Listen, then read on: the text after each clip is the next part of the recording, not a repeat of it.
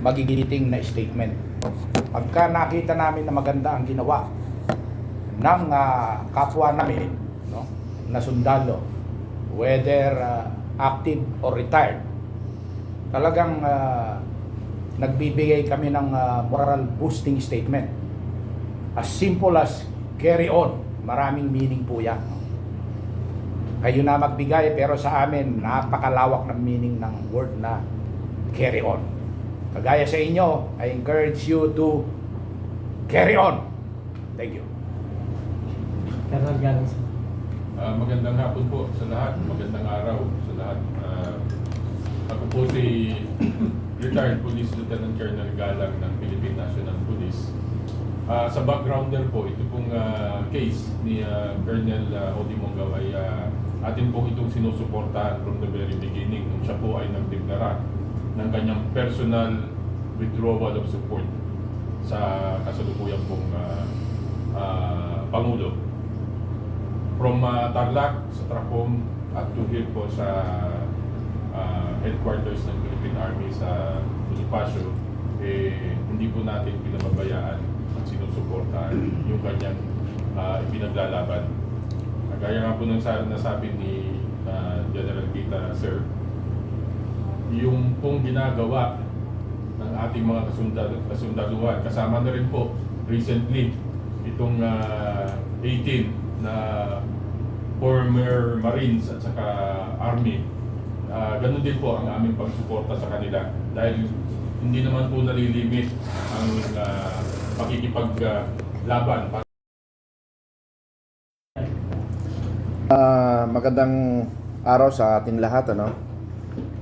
Kami ay magkasama ni General Kita kanina from our residence sa Antipolo City going to Port Bonifacio, doon sa Jago ng Philippine Army, kung saan meron rin tayong kilala doon sa Army Provost Marshal na dati kong mga kasama sa serbisyo noon na nandiyan pa rin sila. So nauna kami doon para alamin namin ang situation. Dumating kami doon siguro possible 12:30 ganon. Nagantay kami, then dumating si Colonel Mongaw possible mga 1:15 ng hapon, ano. So timingly dumating na rin si General Garcia, ang ating abogado rin, na isang abogado ng ni Colonel Mongaw, then si Colonel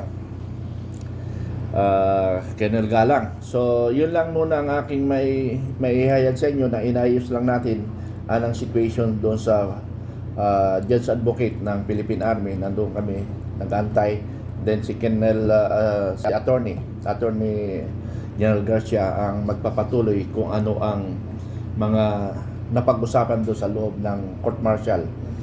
Kasi nga po limited lang space. According to Colonel Robles, limited ang space kaya hindi kami ma-accommodate. So si Attorney Garcia na lang magpatuloy, pero ayaw ko lang kung mayroong maibigay na opinion ang ating kasama dito, si General Kita. Okay, yun lang sa akin. Ako nga pala si retired Brigadier General Carlos Kita, Army. Kasama ko nga ang ating mga nakaupo dito kanina lang, no? And nagpunta kami doon para magbigay ng moral support. So yung mga detalye kung ano nangyari dun sa General Court Martial supposed to be arraignment. Yung sa picture message ko, hindi ko binanggit na sinabi sa mainstream media. Ang sinabi niya sa mga vloggers nationwide, because the vloggers are the ones telling the truth now. Huwag lang yung mga bayaran. Yung mga bayaran, obvious. So it's really you who carries the truth, the burden of revealing yung para patunayan, yung pakita ang katotohanan sa ating mga kababayan. Yan, kayo po yun, kayo yung tunay na kaakibat namin na lumalaban para sa katotohanan. I-summarize ko lang po, hindi natuloy yung arraignment today dahil humingi kami ng pagkakataon sa General Court Martial na mapag-aralang mabuti yung mga accusations laban sa kanya, at gusto namin makita yung mga ebidensya na sinasabing meron sila laban kay Colonel Munggaw para makapag-prepare kami ng mabuti para sa kanyang depensa. Yun po yun. At tayo naman ay pinagbigyan ng General Court Martial, at ang susunod nga na hearing ay sa March 3, alas 9 doon sa Jago sa Philippine Army. So, yun pa lang po ang aming ma-update sa inyo so far, and please continue to fight for the truth. Basta pananagutan, hustisya, katarungan. Maraming salamat po. Habol. Habol. Sige, habol. Sir, tingin niyo po, malakas po ba ang natin laban at mapapawalang sala po ba si Colonel? Naniniwala ako na mapapawalang sala si Colonel Munggaw dahil unang-una, yung kanyang sinabi, hindi kasalanan kahit kanino eh. Pinaliwanag niya, I remain loyal to the Republic of the Philippines. I support the Armed Forces of the Philippines. So wala siya doon sinabing pwedeng ikasira ng sandatahang lakas ng Pilipinas. Out na yung 97 doon. Yung hindi sumunod sa presidente, ano ang utos ng presidente ang hindi niya sinunod? So, wala yun. Plus may constitutional rights siya na ano lang to, unawain lang natin na ating sandatahang lakas ng Pilipinas internally has to be able to do something in order to maintain discipline. Kasi importante po yung disiplina sa isang organization. Kasi pag nag-crumble down ng disiplina, mahirap na po yung pasunod. But as you can see, our armed forces, policeman, o basta uniformed personnel, it's because of the discipline that they stay together and they are able to implement things and do things better than other organizations. Kasi po sir, mabigyan linaw yung ating mga kababayan na siyempre nag-aalala rin po no, sa sitwasyon ngayon ni Colonel Munggaw. Okay. Maraming salamat sa inyong lahat. I-support our po natin, isa rin po sa Philippine. At hanggang ngayon, binigipit pa rin. Kung mapapansin nyo po, meron pa pong kaso na binubuhay laban sa kanya. So, sinusuportahan po natin sila. Hindi po dahil sa personal na bagay, kundi po sa paninindigan nila para po sa ikabubuti at para po sa kapakanan ng ating bayan at ng ating mga anak at mga magiging anak pa. Yun lamang po. Maraming salamat, Colonel Jordan, sir. Yun na lang pagkakataon para marinig natin dahil ang umaten dun sa pre-arrangement ni Colonel Odi Munggaw is ang kanyang legal counsel, si Attorney Berger Garcia, retired general natin. Go ahead, sir, Berger. Magandang araw po sa inyong lahat. Kung ngayon po ang madidinig lamang ninyo ay yung aming side, sisimulan ko lamang dun sa aspeto ng ano ang ginagawa ng ating sandatahang lakas ng Pilipinas. Ginagampanan lamang po nila yung kanilang tungkulin, yung mga naihatag sa kanila para protektahan ang imahe ng sandatahang lakas ng Pilipinas. And they're trying their very best to do that the best they can without too much harm to anyone. Ano po, nagmula yan dun sa dalaw namin sa Tradok. Talagang pinaliwanag nila sa amin that kumbaga binabalansin nila ang kanilang mga actions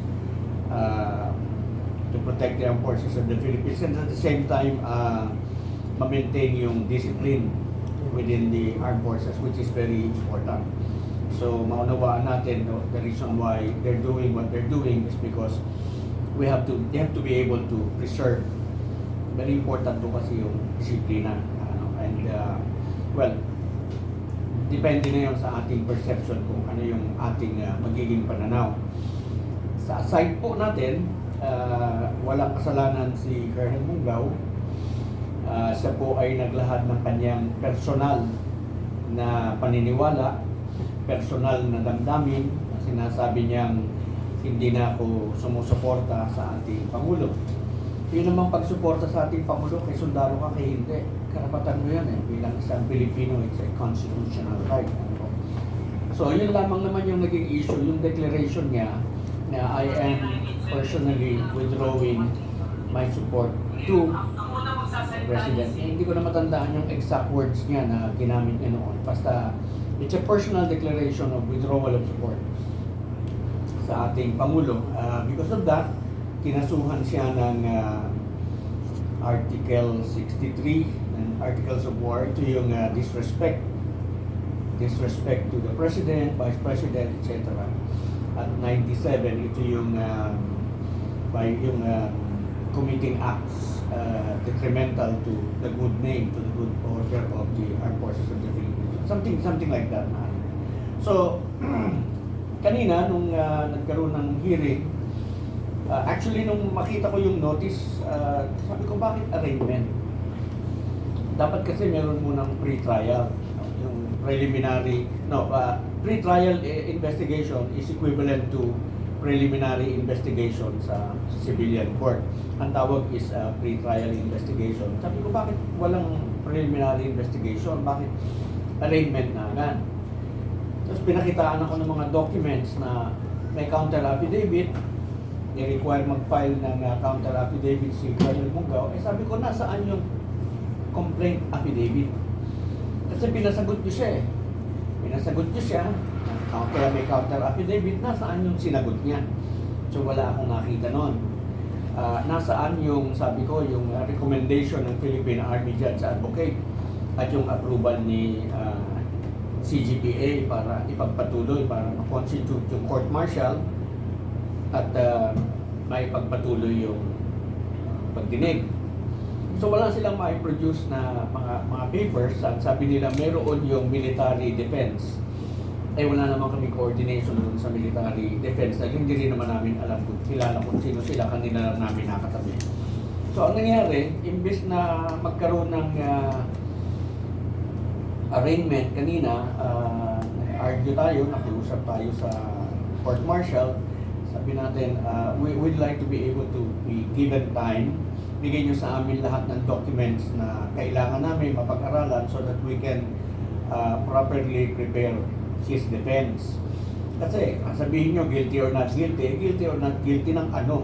Hindi nga namin alam na meron siyang kasalanan. Anong disrespect? Paano niya na disrespect yung presidente? How?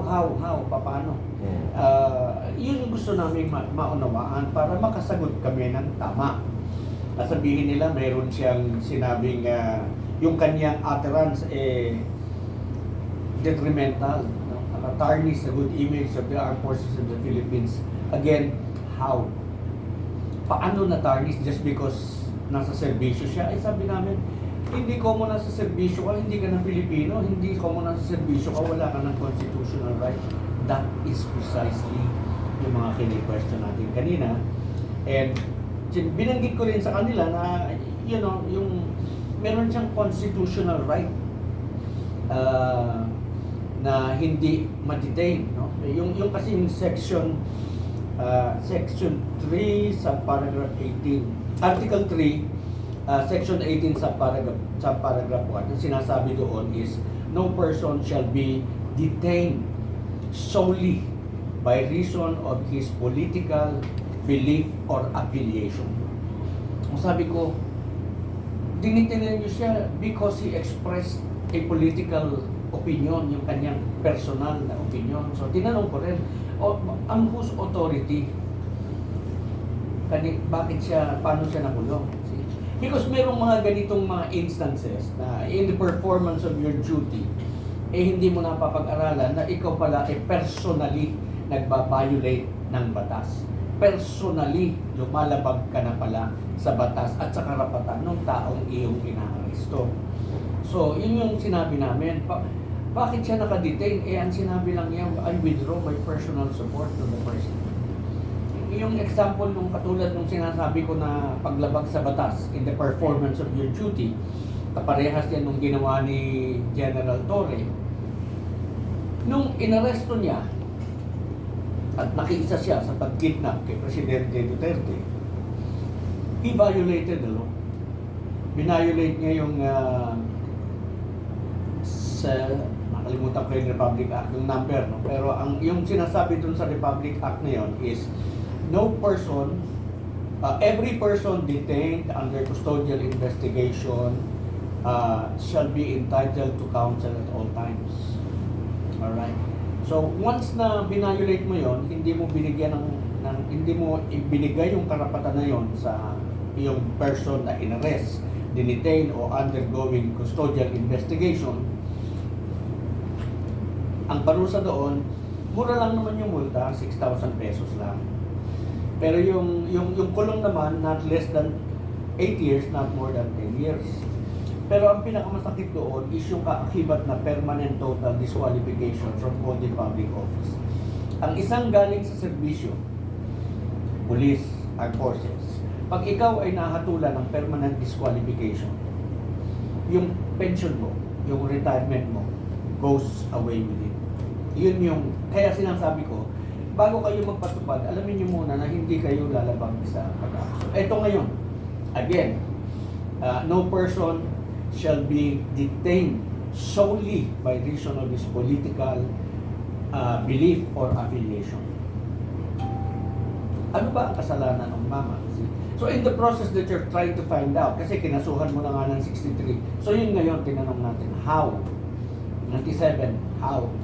So, pinagbigyan naman tayo ng General Court Martial at sabi sa atin, sige, bibigyan namin kayo ng lahat ng dokumentong hinihingi ninyo, mag-arraignment tayo sa March 3. Martisya tayo next week. Bihirit pa sana ako ng mas mahaba-haba. Sabi nila, okay na yon para makapag-prepare kayo. So, kanina, sinerox na nila yung mga papers na ibibigay nila sa amin. Hopefully that is complete because gusto ko rin makita yung mga salaysay. Meron silang nakapangalan doon na 7 na pangalan, 7 pangalan na witnesses daw. So gusto kong makita yung statement ng 7 na yon beforehand para bago i-present, alam namin kung ano ang depensa na gagawin namin. Yan ba yung objeka namin o hindi namin ang objeka? Yan ba ay may personal knowledge o wala? So mga things like those. Kaya gusto nating malaman kung ano ang sinabi ng mga witnesses na yon. Yung ba is it going to prove any of the elements of the crime? So, kaya kailangan